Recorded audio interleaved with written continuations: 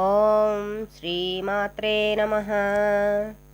లక్ష్మీం క్షీరసముద్రరాజతనయాం శ్రీరంగధామేశ్వరీం దాసీభూతసమస్తదేవవనితాం లోకైకదీపాంకురాం శ్రీమన్మందకటాక్షలబ్ధవిభవ బ్రహ్మేంద్రగంగాధరాం త్వాం త్రైలోక్యకుటుంబినీం సరసిజాం వందే ముకుందప్రియాం. క్షీరసాగరమున జనించిన దానవు, శ్రీరంగనాథుని భార్యవు, సమస్త దేవకాంతలు దాసీజనములుగా కలదానవు, లోకమునకే ఏకైక దీపకలికవు.